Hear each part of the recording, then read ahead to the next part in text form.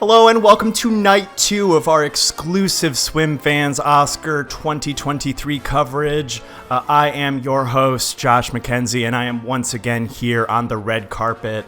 All of the stars, all the stars and starlets are here. All of your favorites, such as the girl who played Madison on SWIMFANS. Erica Christian. Is that her name? Erica Christian? Might be Christensen. Jennifer Jason Leigh, Glenn Close, Zendaya again. She's still here. She never went home. Yeah, Cardi B has increased her leg lock on Nicki Minaj. If this were a high school wrestling meet, she would be winning. If this was a high school wrestling meet, that move would be illegal. She would be disqualified. Coming down the carpet right now is our co-host, Craig Neeson. Craig, if you win an award tonight, give us a taste of your acceptance speech. Everybody check under your seats. Everybody gets a brick of C4. No, I don't know. Now, can they take the C4 home with them? They can. Well, I thought he was implying some sort of Kingsman situation where they would all explode and he would take out most of Hollywood. That was what I was trying to articulate, but I guess I like the idea that they all just get a little gift bag of plastic explosives. That's actually way more perverse. Doesn't the Kingsman ending also require anal sex to occur? Isn't that what happens at the end of the Kingsman? I don't think it requires it. I think he just does anal sex at the end of it. Oh, okay. I don't think it's like a logistic survival thing. I think he just wanted to have anal sex. You see, the anal is what detonates the C4. No, I think he just wanted he just wanted some of the back end on that. This is everything that I would say up there. I would be having this conversation with myself. You would call Alex.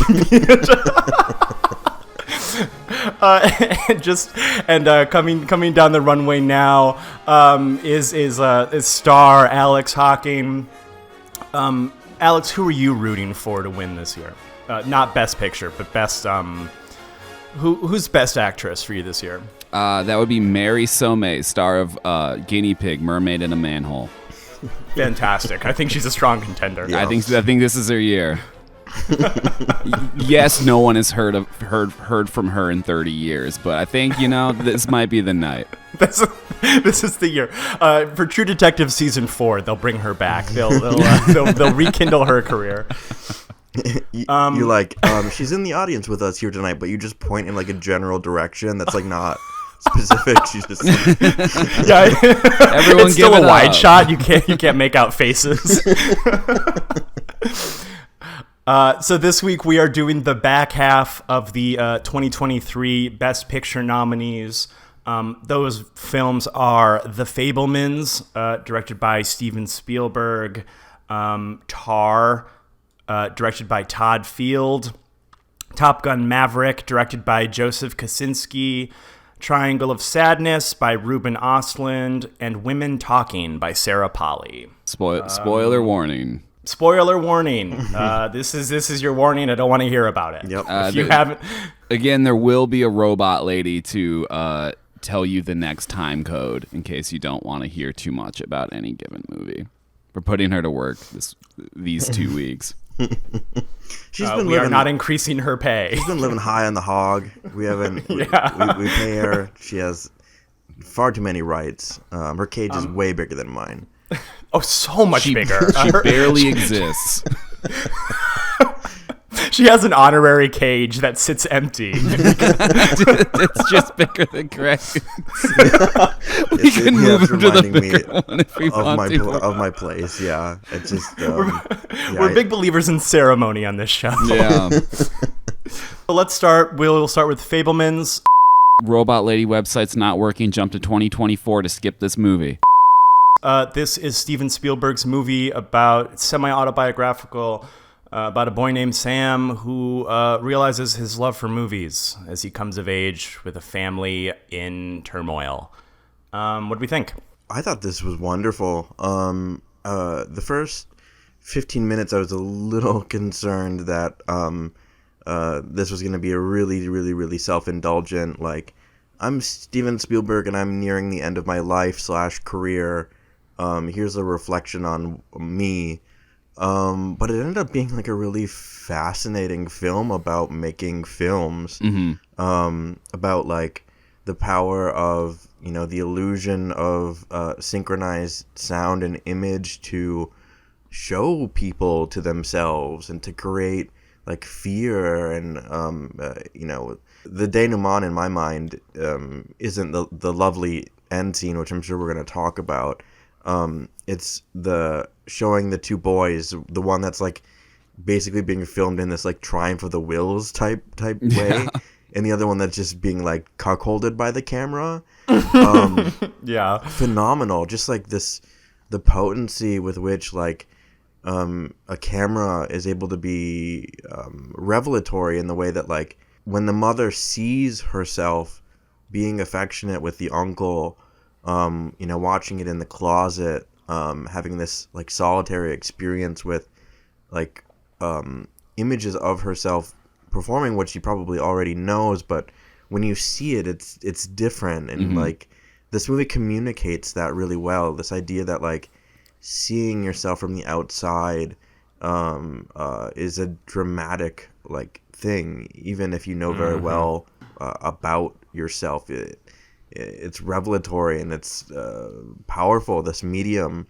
You know, I think he managed to be semi-autobiographical. I was expecting the dad, I don't know, I was expecting the dad to leave. That was like I was like looking at like the time and being like, when's the dad gonna leave? But Craig, can I just tell you, I know this wasn't going to go there because it's a Spielberg movie, but the way that they styled Paul Dano in this movie, I was like, when does this become a family annihilation? Because he looks like John List, Yeah. and I was like, and it's like the right time period, and he's like this mild mannered sort of passive figure. So like obviously I knew that wasn't going to happen, but my he's brain not is going to just go rotten. Chris Benoit on his whole family. No, Right, but it's just what kept flashing in my head. he's so terminally chill, and the movie establishes that like my brain is like, when is he gonna fucking flip the table over and leave? And when is Hanukkah gonna take over? For real. Yeah, I don't know. It's beautiful, and that end sequence, meeting John Ford, that is blissful. I was over the fucking moon with that. I was like grinning like a fucking idiot. It's so magical. Yeah, I was really, really impressed with this. Yeah, I love what you said about like the impact of watching footage edited and like what you can do with that.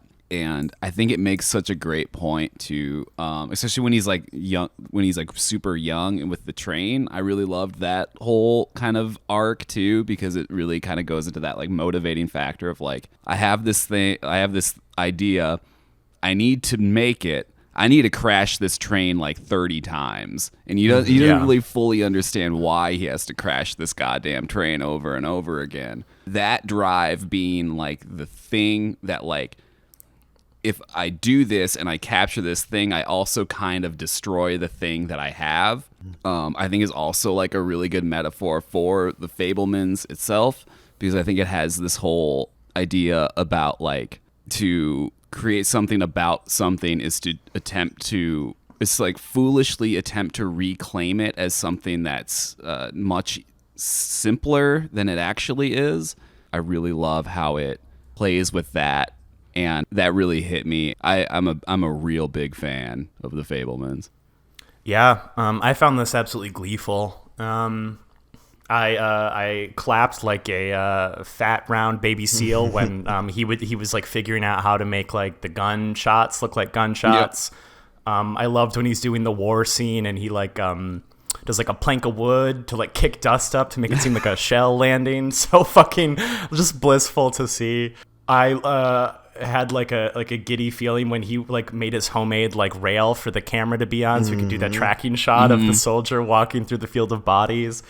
It was just so much fun. It reminds me of like why I like making stuff. And you know, I think Spielberg sort of and I'm going to say wrongly, has this bad reputation for sentimentality. I don't find him like sentimental in the way that makes me want to bail. Right. But this movie completely avoids that. I think it has all of the sharp edges to sort of like keep like the wonder feeling special without overly romanticizing youth.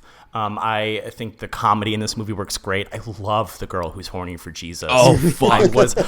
MVP of this goddamn movie is that girl who wants to fuck Jesus. I was fucking... So, like, her room... Because, okay, on her wall, she has, like, it's, like, photos of actors mixed with Jesus, which is insane. And then the camera pivots to, like, the shrine of, like, a crucifix with Christmas lights and a heart around it. I was so happy. It's such a weird choice. I love her. I love that she dumped him and then is like, why is he mad that I dumped him?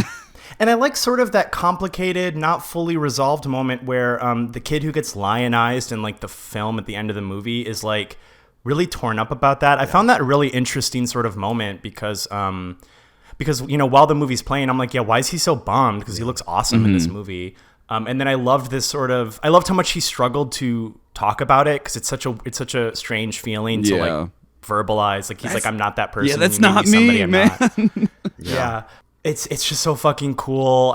So I love that really complicated emotion. And I also love David Lynch's John Ford. Oh my God. I love that whole scene. When I didn't realize he was in this, so when I saw him, I was like, "Is that fucking David Lynch?" It's John Ford. I had the opposite problem. I knew David Lynch was in it, and I'm like, "When's he? Where is he? Where the fuck is he?" The whole runtime until he showed up, and I was like, "Yeah." You're like, when's he gonna announce the number of the day? I just need to see it. What's the weather like here in LA? I use the horizon line rule every single day at work. It was so much fun to see. I love that final shot. Yeah. Such a sense of humor where you see the artifice of like the camera like adjusting to make the horizon line lower. It's like I didn't forget. Yeah, it's great. It's awesome. Also, that kid, whoever's playing Sam. Oh, I'm sorry. Well, he's great, but I just realized I really want to talk about Michelle Williams. Yeah. In the limited time we have. Oh, she's so good in this, you guys. Crushes it. It's so great how much Paul Dano's getting like cucked the whole movie, and then like she's. I just love this sort of this. I don't because it's not about her, but like you get this sort of at the edges her like sort of mental fraying because she clearly has some sort of like depressive disorder or something, and it just like eats away at her in such an interesting way. Oh, she's so good. Yeah, I haven't seen a performance of like mental illness like this since like Gina Rowlands in A Woman Under the Influence. It's really, really powerful. It occurred to me, I was like, I don't really think about Michelle Williams at all. Except I was like, oh right, she also kills it in Synecdoche, New York. Like she kills it in Brokeback Mountain. She's always out here slaying. Yeah. It just like I was bowled over by the performance. I just thought it was, it's not one of these like it's tricky, right? I mean, the history of like literature and film is filled with women with mental illness, and it's not super cool. But it's very, very generous and kind to this character who's just trying to live. I mean, that moment where she's dancing in the headlights is stunning. I mean, the movie doesn't like blame her. The movie shows the kind of frustration or the kind of lack of understanding which leads to anger in her son, but the movie isn't throttling her, which like a lot of films actually tend to do. So beautiful. Yeah, I feel like it shows it as complicated as it is. Right, exactly. She's like a loving, caring person, but she also has these desires and needs. Like when she takes him out to see the tornado, it's like what the fuck, Oh, all the kids are fantastic too. This is something I've talked about in the past. It's really hard to get like good child actors. They all kill it. I mean, the lead is fantastic. He's really, really, really good. But like the whole kind of ensemble of young folks in this film is just like there's each 201. They're like all great actors, and it's it's beautiful. I really do love that scene where it's sort of at the end of the movie where the older sister comes in and she accuses Sam of being the most, right before the showing at the prom, where she accuses Sam of being the most like their mother, and she's, feeling like multiple ways about that too. And you can kind of tell she doesn't know whether she's angry or sad or like mad at him or mad at her. And she's all of those things at once. It's really great. Yeah. The whole movie's all about the, push and pull of conflicting emotions, and everyone in the cast does great on it, even like Seth Rogen, who I don't usually hold in great esteem as an actor. I thought he was completely great in this. I think he has a lot less heavy lifting to do in it than a lot of the other cast, but I mean, there's that scene where he buys him the camera, like that sticks out to me as being like, it's like a really powerful kind of moment. Yeah, because he definitely has less to do, I think, but that scene in particular, I feel like he does manage to ride that line of being like, he doesn't feel like this sort of insurgent father sort of character, right. Like he manages to like stay kind of likable, and I'm kind of like, yeah, I get it, girl, like he's a lot cuter than the other guy, Paul Dano. But yeah, so it's sort of like this interesting he manages to stay likable while also not like being cloying about it. So I like that. Yeah, it's interesting. He's such a, I mean, he's a comedic actor, and I think that he has definitely been a really effective comedic actor in the past, and I think he uses that energy really well. He commands, I mean, again, this idea of like Paul Dano, who you think might have a cellar full of like, children or whatever, he's so like chill, but then you have this like really powerful, warm presence in the Seth Rogen character. And it's perfect. It's well played, and it's also really well written. That the moment where he buys the camera and puts the money in the pocket, it's not he's trying to do a nice thing. He's trying to do something right and generous without being like Josh said, like surrogate aggressive or something. This movie is just full of emotions and like motivations that don't get neatly wrapped up. No. And like Josh pointed out, the ultimate one is the boy who can't stand the idea that he's this like golden child. And we don't learn why. We can guess, and I certainly was guessing. I was wondering, but the fact that it leaves it open for us as the audience is just a really generous gesture. I think that, I mean, also the existence of the movie itself is also kind of that as well. Like, I don't know if the movie itself thinks it's a great idea to have made it, because I think there is conflict. Like just the idea of undertaking a project like this, and right, and like what. Are you making the movie that pisses the kid off at the end when you're doing this, or are you making like a like Craig was saying, something just incredibly self-indulgent, or are you making art? And I think it also is saying that you have to crash that train to find out. Yeah. Damn, that's such a good way to put that. Totally. Yeah. The kind of explanation of like, well, Mom, I had to do it more than once because, some takes aren't good. Gotta get these shots, Mom. Yeah, it's, yeah. I mean, there's it's not even I don't know. It balances that idea of a film being made and a kind of life being lived in a really, really, really kind of fantastic way. The parallels between them. Any final thoughts before we move on? Good job, Steve. Tidbits. In college, Josh was here for this. I intentionally crashed my car into a snowbank to get a shot of a car that had been crashed into a snowbank, and it was, of course, immediately stuck, and the car didn't really drive as great after that.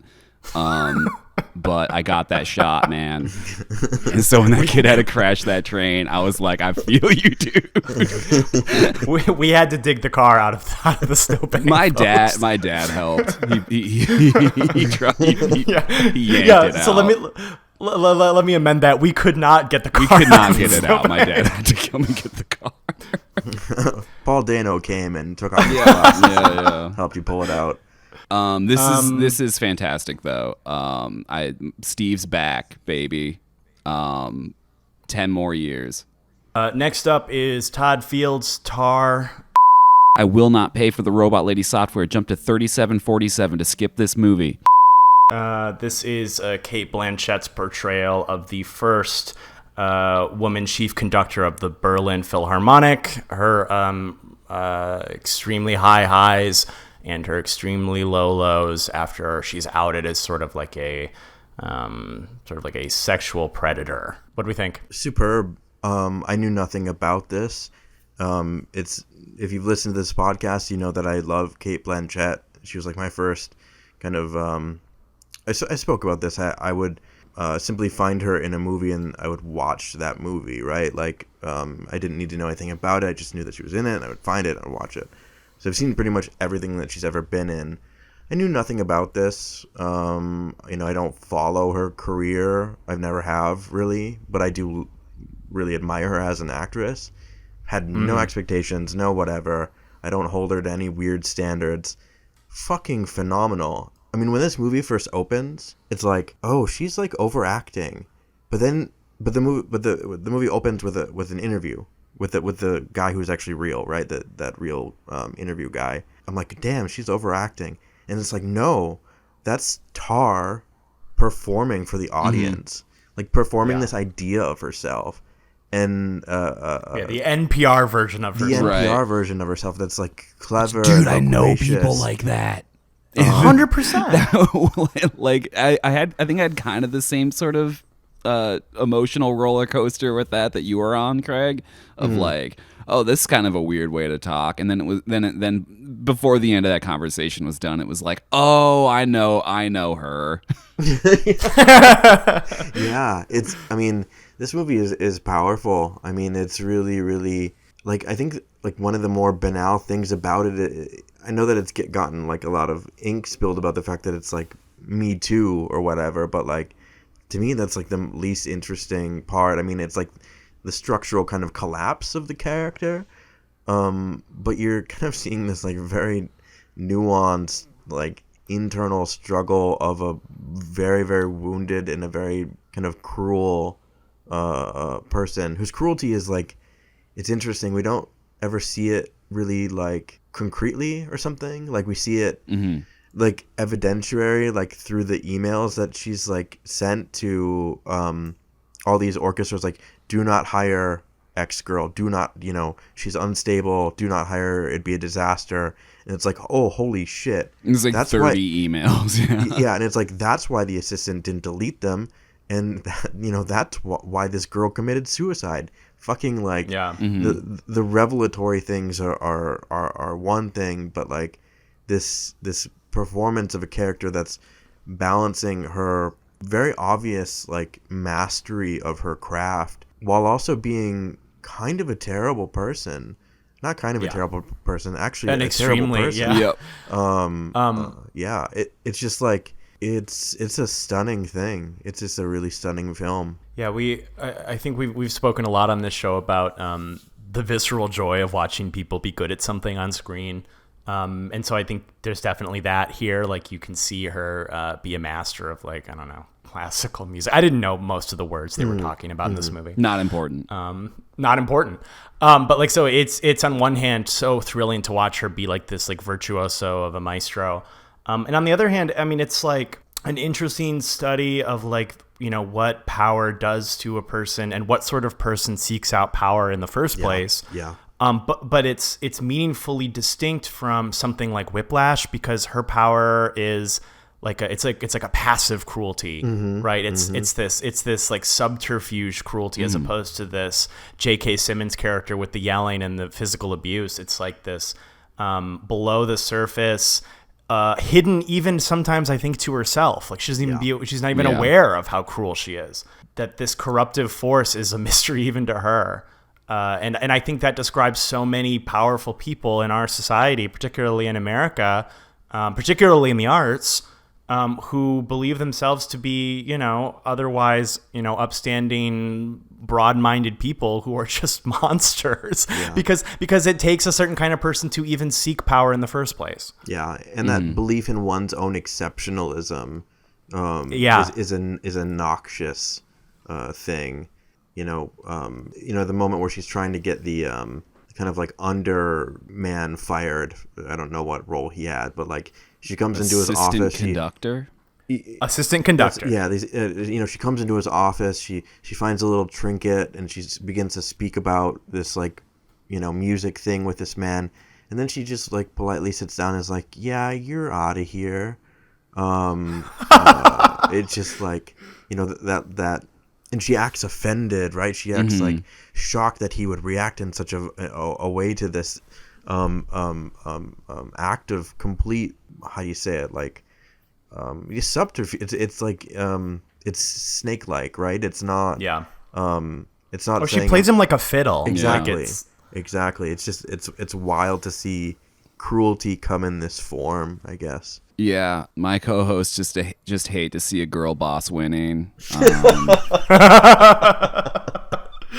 That's so true. It is true. Yeah. No, I think I love how, like, because in the first like 2 acts of the movie, it's all about like the character that Lydia Tarr puts on herself, and then there's like sort of the deconstruction and then what's after. I don't know, I like that you find out that she's kind of like from a blue collar family. She changed her name from Linda and added like an accent over the A in her last name to just like give herself some kind of like status with her name. Like it's all just performance for her. I fucking love that ending too. The ending is so goddamn clutch, man. Folks, we're going to talk about the ending. It's incredible. So she is, completely shunted from classical music society, I guess, in like Europe and America. So she moves to, she takes a job in the Philippines to direct the orchestral music for a Monster Hunter game. Yeah, there's all this like build up. She does basically exactly what she does in Berlin with this new orchestra she's conducting. She goes out to conduct like she would normally. And then like 3 gigantic projection screens come down, and then she gets like a little headset to put on, and CG starts playing, and then the final shot is just a crowd of like an impossible amount of people all in Monster Hunter cosplay, while just dubstep shreds and all of her it almost feels like the whole movie was a joke, and then this is the punchline to the joke. I thought to myself, this is what it would be like if Craig came to work with me. If Craig got a job with me, this is what it would be like. Everybody else has their anime figures at their desk, and Craig has just a giant poster of a blinded panther. Yeah. I refuse to communicate in email. I just scrawl and like ink like bamboo. Yes. I think it'd be like everyone else's desk is full of One Piece figures and Craig's is empty. Nothing on it. Just like complete asceticism. Yeah. It's wild. I mean, that's the kind of like, you're unsure of her place, but you're of the understanding that she's being received well. Obviously, she's like in a kind of exile, but the build up to that, and oh my god, the visit to the massage parlor, that is harrowing. Frightening. Like I wasn't like sure. I'm still not sure if she actually wanted a massage or if she was actually wanting sex, but she. Yeah, I thought it was like a normal massage, but maybe that's my naivete. Like when she asked, I was like, okay, that's fun. Who doesn't like a massage? Yeah, I mean, like I was going like kind of back and forth, and I like the idea. I like the fact that it's open like this, but Yeah. the fact that maybe she was asking for sex, but then you know we get a close up of one of the girls like kind of on their knees, and she's like looking up in this way. They're in like this like glass case thing, and she gets to pick one of them, which is Yeah. but like holy shit, when she like runs out of there and she pukes, it's like oh my god, like this character is like, she has demons, you know. Like, and it's not, I guess it's like sympathy for the devil or something, but it's like Jesus Christ, you know. She is, you know, the way that she chases the celloist, which very much reminds me, sorry, if people want to follow this further and they like films like this, the Thomas Mann novel Death in Venice was adapted to a film in the 70s or the 70s, I think. It's called Death in Venice. It's a composer that's chasing a young boy around Venice. You gotta watch it if you As one does. as one does when you're there. When in Venice, as they say. But like, damn, It's called just like- Satyricon by Fellini. but you know, she's in this like dilapidated space. There's a dog barking. It's like feral. We don't see it. You know, she's chasing this like specter of this girl through this like dilapidated, rotten structure, and it's like holy shit. Like It's so weird. Yeah. I mean her desire to predation, right? Her predator instinct. It's like kicking in. It's frightening and it's fascinating to see. It's just, this movie is like deeply uncomfortable but deeply beautiful at the same time. I like how much it plays with ambiguity as well. Like in that basement, that like it gets kind of surreal. I like that it opens with the text messaging. And you don't know who's texting, but you kind of understand later who's texting, but you're not entirely sure to who and for what purpose. Like none of that is kind of elaborated on. All these weird symbols start showing up in her apartment. Are they coming from her daughter? Are they coming from her former assistant? Are they coming from her? And she just kind of has this weird brain thing happening. Great. The whole movie's full of those weird fractalizing at the fringes of the psyche thing, and it's all done real well. Really good. My final thought for Tar, her apartment is my favorite apartment Fuck of all me, fucking dude. time. The one that the home that she shares with her partner, or her apartment, like the one that she composes in. Honestly, The home is both. very good. The home is A rank. The apartment is S rank. Oh yes. Okay, that's what I was hoping you meant that, because that is, it's so beautiful. It's so full of light. It's so like warm, and like it's like, yeah, I get why that's where she composes. And it's so huge, Yeah. man. Like the ceilings are like 20 feet tall. I love that every single room is wall-to-wall bookshelves Yep. crammed with books. It's so fucking nice. But even that's also kind of like a status thing. Like I'm looking at that. I'm like, you didn't absolutely. read all those fucking books, Linda.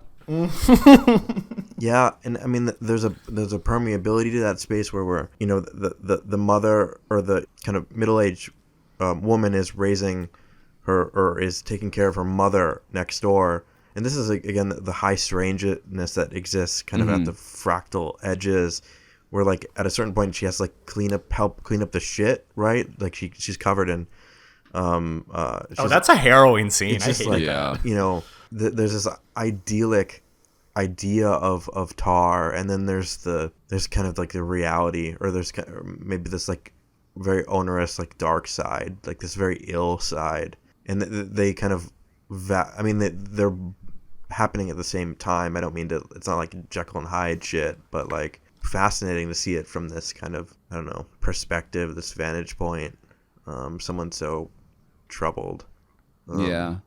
I guess my final thought is I like that they even before she is canceled or whatever, they are talking constantly about like how all of the composers she's music she's playing like all of their like basically their criminal rap sheets or their assorted misadventures, and it's like, oh, this is just because you like Dragon Tattoo, like you've built horrible stuff on top of horrible stuff, and you've never addressed it. And the cycle will just continue forever unless something comes and crashes into it. Right. Oh, sorry, I have a final note. I think there's an interesting, like, this isn't the narrative, it's like a sub-narrative, but I think there's an interesting idea about people who make an artistic living off the art of other people. Like, I think it's not for nothing that the girl that she's trying to predate upon, like, figures out her melody much faster than she can. She doesn't seem that capable of writing her own music, but, you know, she's a genius at adapting Mahler. And so, like, I mean, of course, you know, I understand that conductors are a valuable artistic asset in certain circles, but, like, it just seems interesting to make an artistic name for yourself off somebody else's work. So. I think at the beginning it kind of flirts with the idea that being a conductor is just also not being a musician. Couldn't a metronome do this? It's interesting. They don't linger on that or anything, but it is put forth in the beginning. Yeah, because there's so many scenes where she's not able to write music, right. and you get the sense it's not that she can't, because she's obviously a skilled musician. It's that she just doesn't seem to have any flair for creating her own music.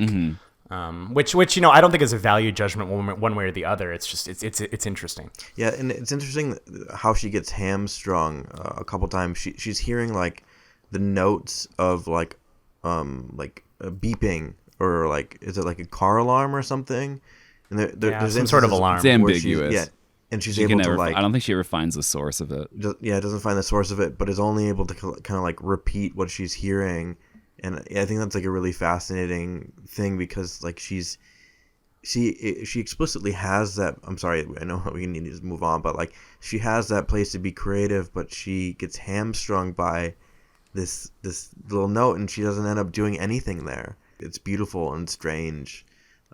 This idea of like being such a focus, you know, being the you know, there's the name, and then there's the collective of musicians that get a name, like you and all of these like musicians who have dedicated their lives to whatever instrument that they're playing, and they're like the masters, the best in the world, and so on. And it's just like, you know, and there's them too. Yeah. They're relegated to cast. Who's on the cover of the album? Right. Who got the photo shoot? Like a custom tailored shirt for the cover of the recording. Right. Yeah. Where the photo shoot where they're talking about like how she's going to be posed in what light, you know, like it's just so. Oh, it's grotesque. It's really grotesque. It'd be a great. We must move on. It'd be a great double feature with the piano teacher. Moving on. And Death in Venice. Triple feature. I thought of the piano teacher a lot. Moving on. Next up is Joseph Kosinski's Top Gun Maverick. Jump to 48:13 to skip this movie. This is obviously the sequel to Top Gun. Tom Cruise is Maverick, and he trains a new generation of troops to fight, I don't know, the Sith. Doesn't say. Which I think is actually a fairly responsible note. If you're going to make a propaganda movie, you might as well not name the person you're propagandizing against. Yeah. I'll just go. I'm already speaking. I think pound for pound, if you're going to watch a military propaganda movie, it doesn't get much more entertaining than this.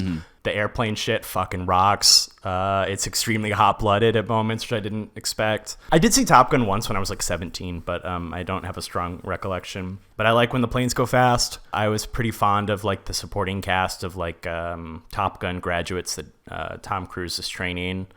I really hated his love subplot with Jennifer Connelly. It just did nothing for me, and I was just waiting to get back to the planes. You got to fuck up pretty hard for me to not enjoy a Jennifer Connelly performance, but here we are.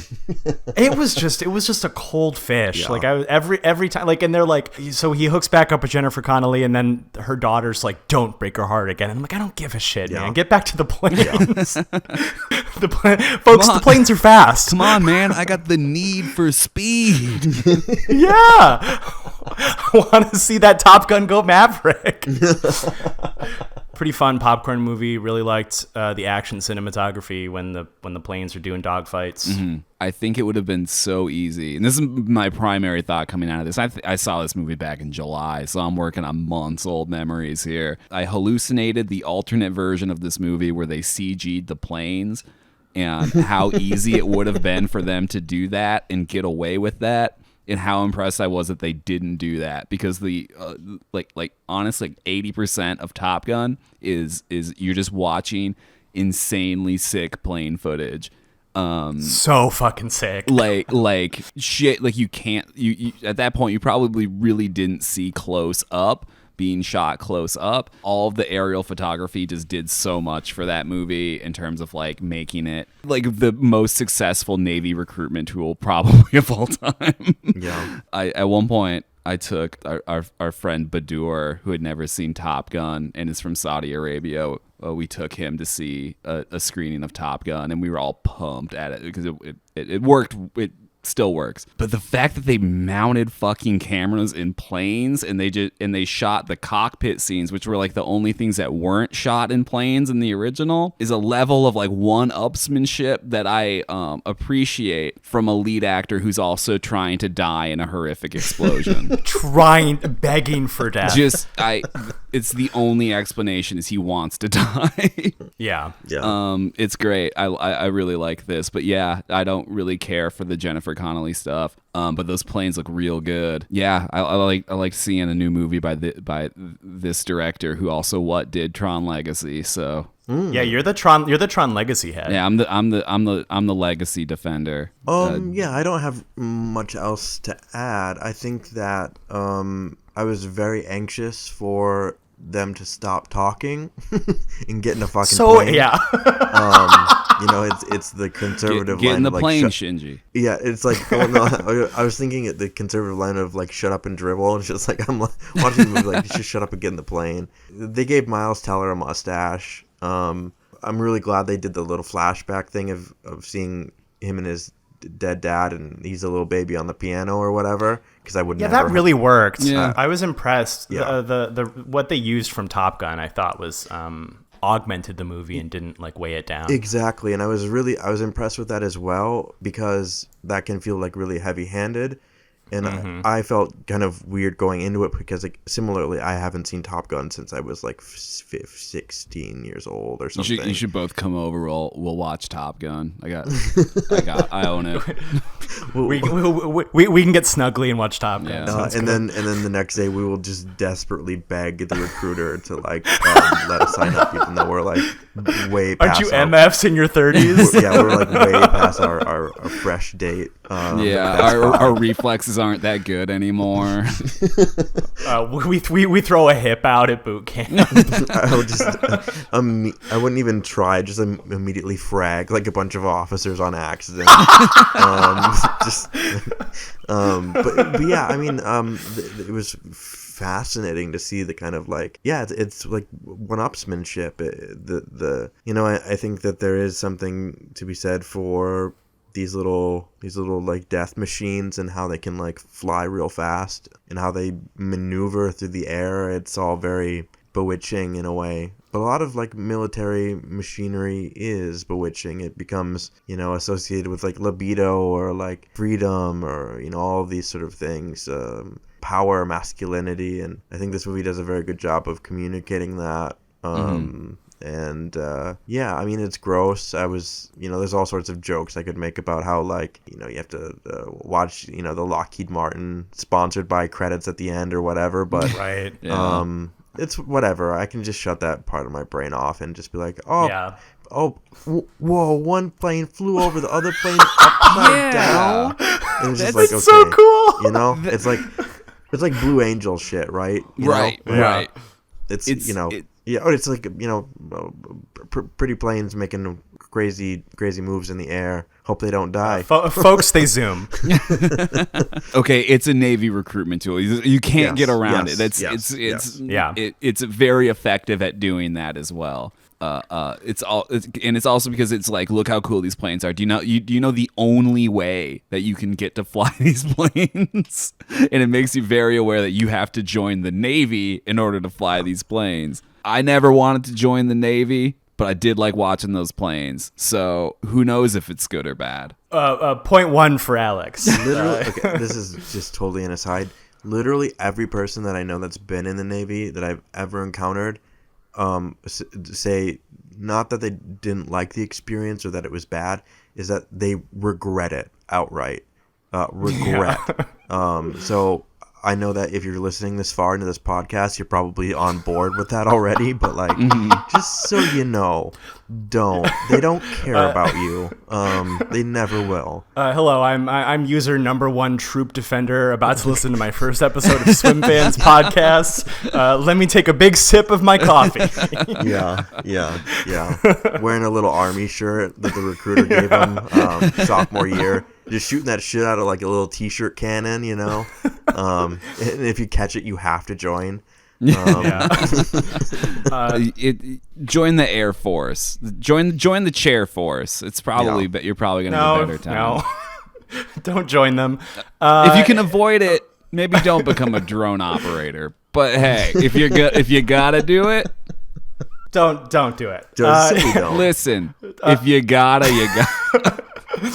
2 quick hits. I really love the sequence when they're about to go attack the Sith base, and it's like this slow truck in on Tom Cruise, and it's like the other 6 main characters like suiting up. It feels very like anime inspired. It's just so awesome. I love to watch them like lower their visors and like flip some knobs and switches and stuff. That was really great. And then I found this Navy football or whatever scene significantly lacking in the homoeroticism that we all love from Top Gun. Yes. They're letting girls play? I'm sorry. Oh my God.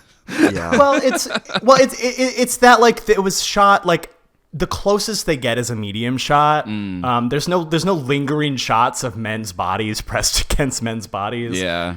No shots of just packages bouncing around underneath shorts. Yeah, what the fuck? And it's very short compared to the one in the original Top Gun movie. It's very quick. Yeah, and the hot girl does she's fine. She does a fine job here. I don't mean to diminish her performance or whatever, but she is getting in the way of so much homoeroticism.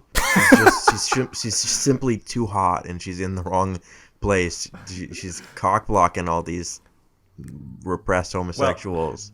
Well, Rooster and Hangman definitely should have kissed. That was a missed opportunity. Listen, Craig, it's 2023.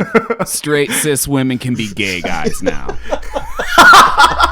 Yeah, I should really I should get with the fucking times. I welcome all of our heterosexual cisgender sisters to join me in the gay male community. Finally, a media for them. Rooster and Hangman should have kissed. That's my final thought on Top Gun Maverick. We moving on? Any last notes? It's good. Good job, Tron Legacy, man. I wish you the trip to Valhalla you certainly deserve, Tom Cruise. Yeah, one day you will finally I'll be free witness you, brother. David Miscavige will one day, much like Gendo Akari, just like fail in his mission. So, Godspeed, sir. Like he's 57 or something, right? He's eventually the escalation of stunts is just going to meet the limits of the human body. Yeah. And he's going to fall out of a helicopter on the set of Mission Impossible or something and just get, I don't know. So the next movie is Ruben Ostlund's. The next movie is Ruben Ostlund's Triangle of Sadness. Jump to 57:14 to skip this movie. Triangle of Sadness, it's probably the loosest in structure of the ones we're talking about today, and it's just about rich people. They go on a cruise. That cruise goes badly, and they wind up shipwrecked, and class positions and the benefits, class positions, awards somebody are flipped on their head. I think it's okay. I think some parts of this movies are quite fun. Like, I'm absolutely yaya pilled. I don't know about the rest of you. I loved watching her. Yeah, for real. Very sad to hear, because the actress was so young and she's, very talented. Very sad to hear of her passing. I love her, especially in the first act of this movie when she's just playing that poor simp like a fiddle. I found all the characters somewhat charming. I was enjoying imagining Woody Harrelson's communist captain character as a Detective Hart from True Detective. And I was like, you know what? Marxist Woody Harrelson could get it. I don't know. I mean, at some points I thought it was funny and worked. And then at other points it just felt like a shitty post. It wanted me to clap. Yeah. But overall, I respect a movie with that sort of loosey-goosey of a structure and that sort of willingness to just sort of amble. I always like a story that ambles. Yeah, there's an audacity to its ambling, and on some level I do respect it, but on another level, I'm like, this should be a 90-minute long movie, dude. Why are we here for 2.5 hours? Yeah. You don't have the comedy to sustain that runtime. And just because I agree with you politically, I'm not going to immediately like your movie. That said, there are just real brilliant things in it. I love the scene where the ship's going down and they're just arguing over Marxism versus capitalism, and everyone's just having a really bad time and dying. That felt real to me. Like that felt like what existing is like. Are we just gonna just shout at each other about ideas while we all just die? We're the people shitting and puking. And some of it also just Three Stooges would accidentally humiliate a rich person. It kind of felt like that sometimes. It's like, some of it also feels dated. I don't know. Yeah, I feel like what comes to mind immediately is the ladies the sails are dirty, please clean the sails, and they're like, there's no sails, and I'm like, okay, so rich people are stupid and they don't know anything. I knew that. Right. I would like a new observation. Yeah, a lot of that fell really flat to me. Even the one where it's the comedy of manners thing where it's like, no, have fun, swim, have fun, you swim right now. And she's like, no. And she's like, are you saying no to me? Yeah, right. Literal comedy. Yeah. You couldn't. I mean, if you looked up comedy manners in the fucking dictionary, that's where it would be. There were good moments though, and I think a lot of it was physical. A lot of it was the sloshing around in shit and piss and puking while the ship's going down. Rewarding everyone a little piece of octopus if they agreed that she was the captain. That did own. Yeah, that was good. That's the kind of girl boss I love to see winning. The one who suckers that model into sexual slavery. Finding a donkey on a supposed desert island and not connecting the fact that donkeys just don't exist on desert islands, and then beating it to death with a fucking rock. I did love that scene because they think that he got it in one hit with the rock, but it didn't, and it just makes this horrible agony sound. And then all the high fives turn to sobbing and crying when he has to hit the donkey 30 times in order to kill it. And then there's that brilliant cut where the man that they think is a pirate is just he has his hand on his shoulder and he's consoling him as he's weeping. Yeah, there's good here, and then there's also I don't know, there's just really dumb shit. Stuff that feels really easy. Yeah, stuff that feels like not even worthy of dissection because it's just so flat. It's so obvious. Because the Schadenfreude of watching rich people piss and shit themselves and then roll around and shit is do we need 15 minutes while of it? Hard rock plays too. Yeah, and it's is this the Kingsman ending again? Yeah, it's juvenile, which is actually my problem with the Kingsman. Is it's just weirdly juvenile in an otherwise kind of fun action flick. It's just maybe it's a taste issue or something, which is weird because I think the rest of the movie has a pretty good taste level. So I don't know. There's the one moment that I particularly love where Yaya's So here's the deal. I'm manipulative, and a boyfriend is like, see, that's why I love you. I love you. Right? This, like, I mean, it's so funny because this is a movie that feels like it reads Twitter, and that's a really bad thing. It's not a good Don't thing. make a posting movie. It's not a good thing, but I really love that moment because it doesn't immediately kind of, I don't know, it's not flat in the ways that other things are flat, because it's like excited about her radical openness, and her radical openness is like I'm really good at manipulating people. It's just like, you know, there's a kind of an insanity that's happening in that relationship that, you know, there's sparks here, and I think we've all said that in some way or form. You know, it's difficult. You can't throw the baby out with the bathwater here, because I think there's really, really powerful moments of like, oh, that was clever, and then there's just like a lot of dog shit. I in my low class dirt lifestyle, when we were watching the scene where she's like, I'm manipulative, it's what I do, I had like a mouthful of ranch dressing, and I was like, she's manipulating you. Gargling around the ranch I'm dipping my pizza into. Just taking pulls straight from the bottle.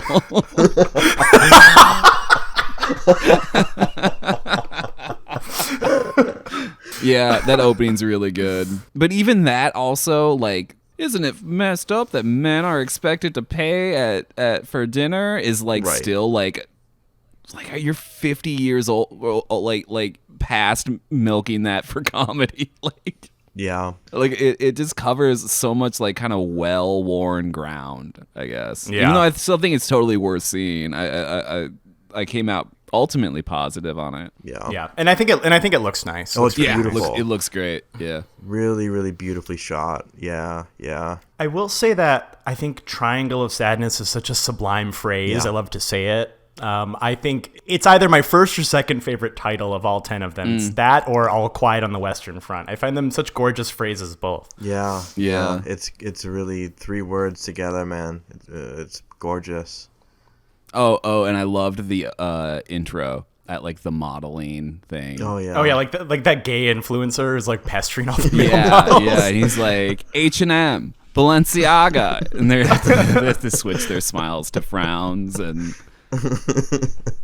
What you may not know is we actually do a similar thing before recording. Yeah. Yeah. we decide if it's an H&M episode or a Balenciaga episode at the start. all right, it's a Hanukkah movie. Get your H&M faces ready. Any final thoughts about Triangle of Sadness? Oh, shout out to Zlatko Buric, who you might remember, the Russian, the capitalist Russian here. He is the gentleman from the Pusher series, Nicholas Winding Refn. I thought he looked so familiar. Yeah. That was it. Yeah. Mr. Pusher. Yeah. I like the ending as well. I guess that would have been my final note. Is Yeah. I did like the ending. Yeah. I like it. It shows that lady about to bash that other lady's head in with a rock, and then it just cuts to a shot of the guy running towards him. It's good. Perfect. Yeah. The final film is Sarah Polley's Women Talking. Jump to 12:35 to hear our conclusions. This is based on true events of a Russian Mennonite community in Bolivia. Essentially, all of the women in this community have been systematically sexually abused and raped by the men in the Mennonite community, and the women have formed a tribunal to decide what to do about it, whether they leave into the great unknown or stay and fight the men, risking life and limb. I'm going to go first because I think I'm the most positive about this. I think it was okay. I think what comes to mind first is sort of the palette of the movie. It's very, very muted. There's very little contrast in the picture. It's not my favorite choice, but I don't find it horrific either. I think this whole movie is kind of medium across the board, which is a shame because I think there's so many powerhouse actresses in this. Jessie Buckley, Claire Foy, Rooney Mara, all absolute champs. There's 2 Lisbeth Salanders in this movie. That's wild. That tripped me up real bad. Who's the other one? Claire Foy. Oh yeah. That's right. She's the new one in the Yep. in that one that I didn't In that see. one I screamed at for 5 minutes and then turned off. So like the acting talent is like astronomical, and unfortunately I think the end result is only okay. To the movie's credit, I adore a movie that takes place in one room. I love a movie that's just a bunch of people talking. That really works for me. I think some of the filmmaking, particularly with like the horrific flashback sequences, is interesting, but I do think some of the filmmaking for the barn where they spend most of their time is sort of dull. I don't know. I just find this a very medium movie, despite that it's, powered by such incredible actresses and is such like a, upsetting topic. Only so. I think this movie's really ugly looking.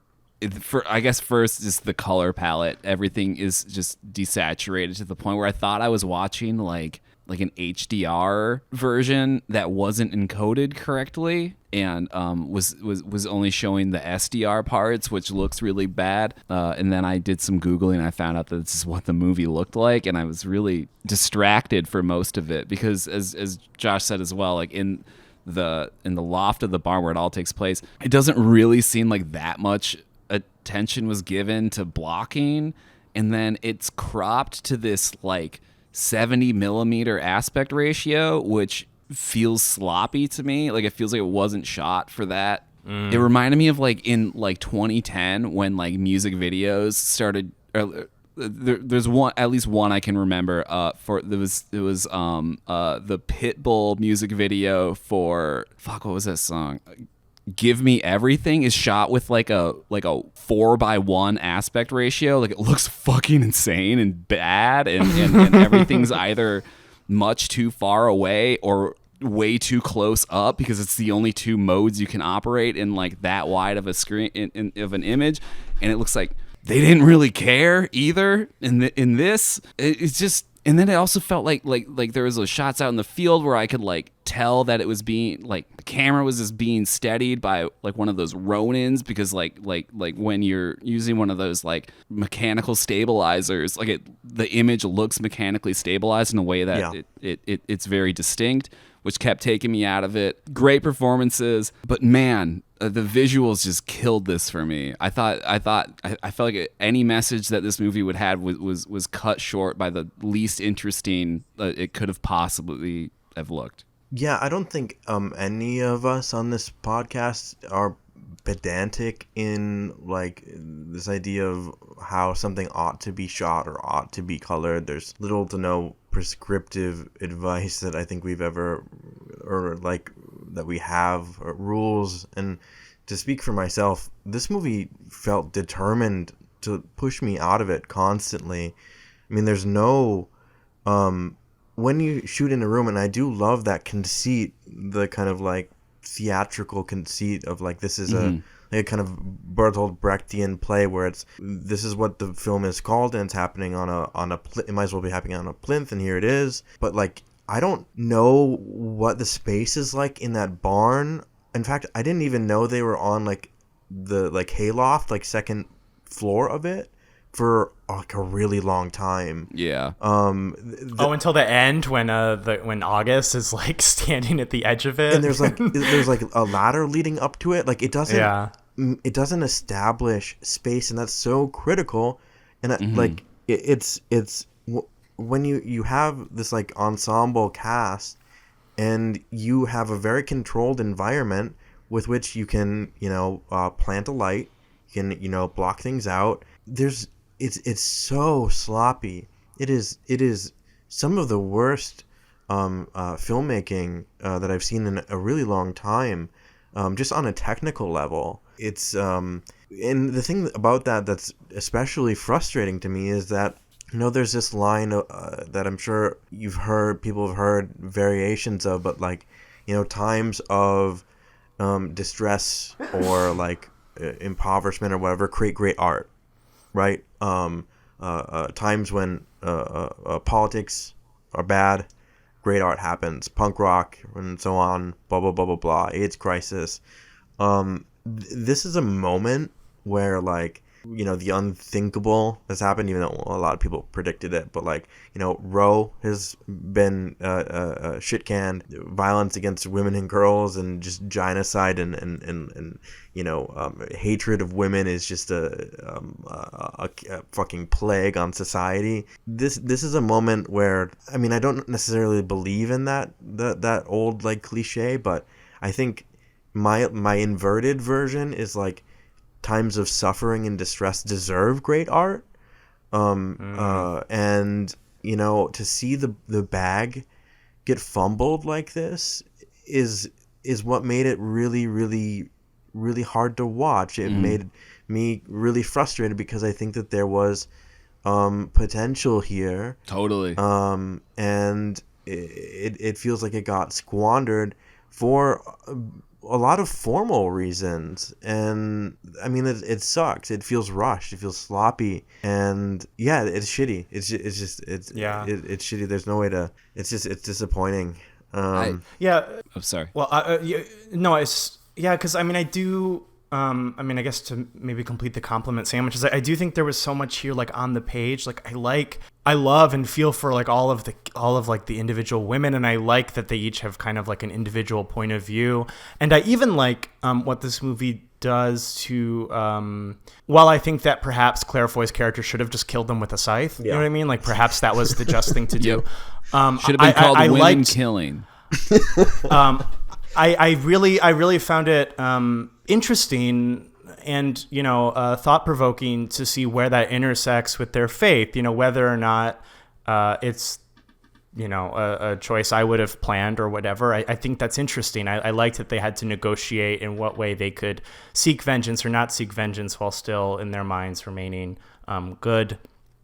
And so, like, I think that investigation was interesting. I think it's interesting how each woman sort of comes to her own sort of middle ground with that idea. And I think there's an idea about the palette that I like. I'm not trying to sell you guys on the palette. You don't like it. You don't like bad. it. It should be black like and white. I feel like they just hedge their that. bet. They just hedge their bets, and like, oh, we don't want to make a black and white movie, or like the producers might not want to make a black and white movie. Well, it's desaturated to the point where it kind of looks like it is, but not all the way that it is. I don't like it. I don't know. I like it. I like something about it. I don't perhaps agree with it. I don't think it's my favorite way to be presented, but there's something about it I like. I like the idea of like the metaphor of women being like, what are we gonna do with this society? Like the big allegory. Yeah. That's cool. I like that. It's all execution though. Even some real great performances. I just think can't save it. Yeah, and I think I could have spent more time with women talking, actually, like them in the room talking. When we stray from that, which I guess you kind of have to a little bit, I would have liked the conceit to have been really like grasped fully, where it's them litigating for the entire kind of like duration of the film, this idea, because there are, I think there's like a failure of nerve, and then there's just the formal failures. Yeah, because if I'm understanding you correctly, like, not to sort of, it's sort of an observation here, but you want something like 12 Angry Men, where it's like completely in that room and it's 12 people talking. Exactly. Craig wants men talking. I want men talking. I want them. No, Craig does not want men talking. In fact, that brings me to my final point. That August guy sucks, man. I wish he wasn't in this movie. Yeah. His weepy histrionics are like, I'm not saying nauseating. Yeah. Like these women, the worst possible things have happened to these women and their daughters and girls, and like he's just like sobbing the entire movie, and it's repulsive. Yeah. And then like that it wastes time on his, like, he's not a character really, and then it wastes time on like his like suicide that Claire Foy has to confront at the end. I'm like, I don't care, man. I want to see the women talk. Yeah. The there's a review. Something about like this idea of the one good man thing. He's the ally. Yeah, I mean the movie overdoes it. Like I think even like doing it a little bit would get to me, but like this movie is going out of its way to like constantly affirm that is the son of the woman who was like the spearhead of like independent thought, of questioning, the kind of society that they lived in. So he's like, this by birth, this kind of like sainted creature, and then he's just weepy, and he's the only literate one, and he can write for them, and oh my God, I don't care. I do not care about him. Write him out. Like, fuck him. And terrible performance too from Cloud Atlas guy. Completely. And the voice. Sorry, I hate that I'm kind of railing at this movie, but the opening voiceover by the young girl that occurs a couple more times throughout the film, really, really poorly written, really poorly delivered. It's ambling in a way that it isn't poetic. It's not open enough to be poetic, and it's not closed enough to be sharp. It's just like, it's hazy, and then his voiceover fucking sucks. It just fucking sucks. Yeah. I liked the girl's voiceover. I will say. I personally found that all right. But he's the biggest blot on this movie. Like, they didn't. I mean, like, okay, I understand that in the actual story, perhaps the Mennonite women aren't literate and they needed someone to take the minutes for them. But like, he's adding nothing. Like, the women don't need any men at all to legislate for them. Yeah. It's just, and if I don't know, if you're the kind of viewer who leaves this movie not being sure what kind of like male person to like not hate women is, and you need like to be shown this sort of model, not that we're believers in modeling for movies, but like, come on, like, this is like every time he's weeping in the middle of these ceremonies, he's like taking away their time and energy that they need to solve their life or death situation. It's awful. That part. Just show me the talented actresses speaking. Yeah. I want to do one of those Star Wars cuts where they cut all the women out of The Last Jedi, but they do it for this, and they just cut the dude out. Exactly. This is where that is actually useful, because he does not add to this film. He's a net negative. It's stunning how useless that character is. Again, they could just be in the room talking. They don't need some fucking dude taking the goddamn minutes. And then at the end, they don't really do anything with that either. You take the notes. They're for you. Give me that gun. Don't kill yourself. You're a good guy. We love you. See ya, pal. Don't heck and kill yourself. Yeah, just fucking. Oh man, no. Yeah. I want to see the women go bravely, like, separate themselves from this abuse. Like, I don't care about this guy who does or doesn't kill himself. Right. In the movie, I mean, they're in the process of to leave, and the movie fucking stops so he can get cryy again. Yeah. Fucking again. Yeah. So he can run back and forth from Claire Foy to the table to get first the gun and then the notepad, and I'm like, you have to go. These women have got to get out of this village. They're I don't coming care about back. This guy. Yeah. For real. Sorry. There's a deleted scene from the film Alien. If you've ever seen it, Sigourney Weaver's character was initially going to confront or find Dallas while the nuclear reactor is about to melt down. The nuclear reactor is melting down in the movie. If it were kept in, the movie pauses so she can get cryy and then set him on fire. The movie rightfully loses that sequence because we understand that there's an urgency behind what she's doing in that moment, and we don't need to stop and see fucking Dallas get burned alive. We need to get out of this little village here. Yeah. We need to go. So just a lot of mistakes, and again, we deserve movies that are addressing the things that this film is addressing, but better. I agree. So that's it for the individual coverage of the films. We made it. I made a numbered list. I ranked these 1 to 10. Oh God.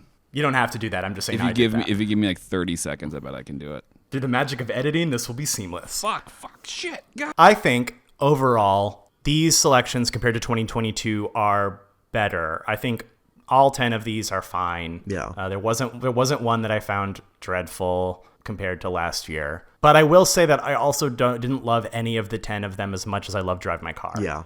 I agree. So Yep. Yeah, so as much as there was no low lows, I also, while there were fantastic movies this year, I didn't find one quite as good this time. But I will take a bunch of 3.5 and 4-star movies. I think that's a good place for major cinema to be in. Yeah. I agree. There wasn't anything as painful as Belfast. I didn't bray at my TV like distressed cattle at any point.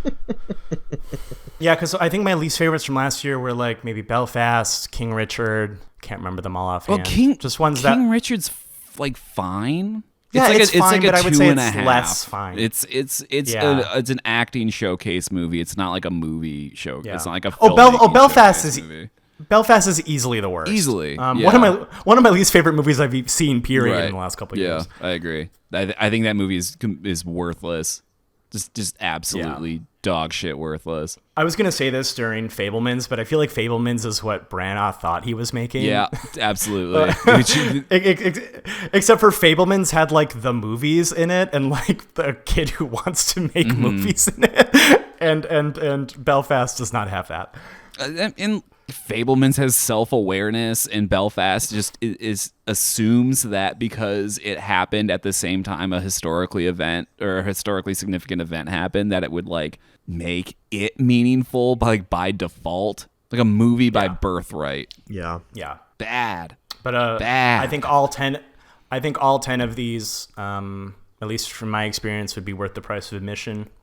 I think they're all ranging from fine to pretty darn good. I'd argue. I'd go hard for the Fablemans. Honestly, I think that's an exceptional movie. How are those lists coming? I'm done. I'm done. Yep. Okay, great. I will start. 10th place. My least favorite of the 10 is Elvis. 9th, Women Talking.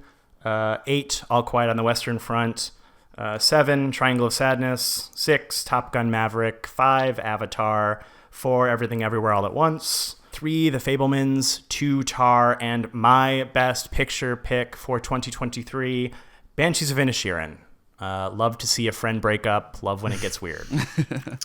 My list, Women Talking at 10, Top Gun Maverick at 9. I love the fact that I wrote this in Roman numerals. Fuck off. Elvis at 8. All Quiet on the Western Front at 7. Everywhere All at Once at 6. Triangle of Sadness at 5. Avatar: Way of the Water at 4. Fablemans at 3. Tar at 2. And much like Mr. Mackenzie, the Banshees of Inisherin at number 1. For me, 10 is Women Talking. Sorry, I cannot get over your combination of aspect ratio choice and color desaturation. Number 9, All Quiet on the Western Front. Number 8, Triangle of Sadness. 7, Elvis. I'm gonna count a tie between Top Gun and Everything Everywhere All at Once. Then so you're at 4th place. 4th now. place, I can count. Avatar. 3rd place, Banshees. 2nd place, Tar. And number 1's The Fablemans. We had the same top 3 across the board. Yeah, and Tar at number 2. Yeah, everybody. Tar was everybody's second The favorite eternal movie. runner-up, Tar. Somebody send a cable to Kate and let her know. Deuces, Kate. Kate. She's my pick for best actress, though. I don't have like a list, No, but Yeah, best. I'm not as interested in those categories. Yeah, best actress for Tar, and then I saw that again that the daughter character Joy from Everything Everywhere All at Once is nominated for best supporting actress, and I would like her to win that, please. Thank you. Wait, is Stephanie Sue? Is Michelle Yeoh up for best actress? I think so. Okay, I think so. watched the movie Yes, Madam yesterday, and if she wins, I'm going to just hallucinate that it was for that movie because that movie's fucking nuts. You're just yo pilled. Yep. Pilled. I'm Michelle okay, folks. Maxine. I'm yo pilled. And you're so right for that. Okay, folks, that concludes our 2023 Best Picture coverage. Wait, we didn't choose our choice for best. For what we choose as a group choose as Best Picture, and then what we think will win Best Picture. Oh, yeah. Okay. Well, my Best Picture is Banshees of Inisherin, but I think The Fablemans will probably have it because it's a love letter to movies and making movies, and the Academy loves that shit. I think so. I'm inclined to think that as well. I think that they might give it to Spielberg just because, I don't know, it feels like something they would do. I mean, they really bushwhacked us last time. Yeah, I did not see Coda coming. Good for Coda. Did not see that happening. There's a great... Alex called it, though. I half called it. Because as a show, we chose Power of the Dog to win. Yeah. But then I think I just said that it was possible that Coda would win. Yeah, I think Spielberg's coming home with this one. There is a great moment in that last one where I say that, and you both are like, "Yeah, all right, whatever." I thought Coda was just sort of too small of a movie. Yeah. But good for Coda. I respect the win. It was a year full of sign language in movies, and that had the most sign language in it.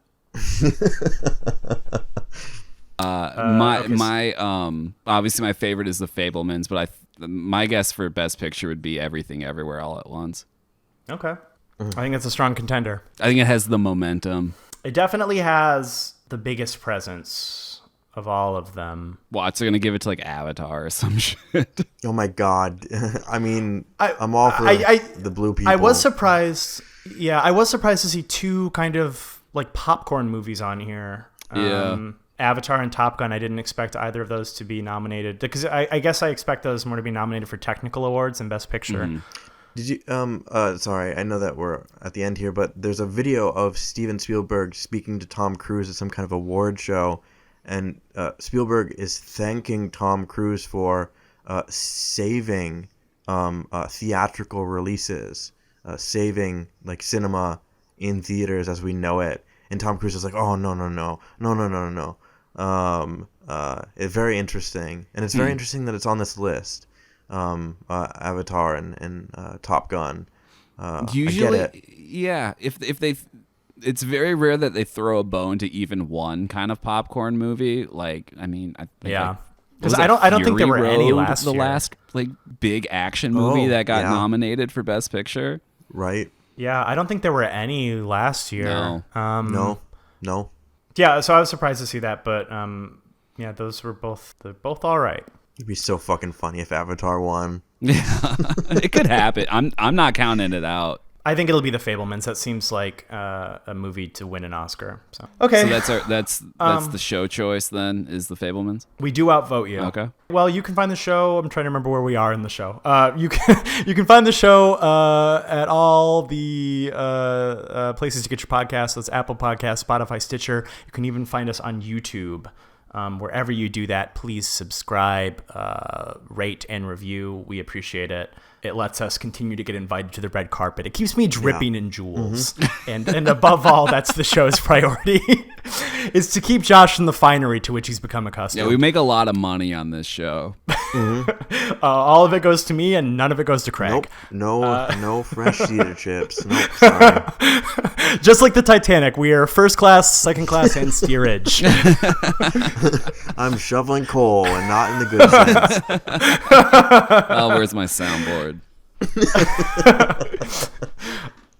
You can find the show at all the social medias at SwimFans Pod, Twitter, Instagram, and Letterboxd, and you can find me at user Ramons, AMONNS. Alex. Twitter at Diatron5 and on Letterboxd Diatron. Craig. At Craig Neeson on Instagram and Letterboxd, www.craigneeson.com. Listening to us roast you with http://www. taking us out, this is closing ceremonies music. Yeah. Bye. Bye.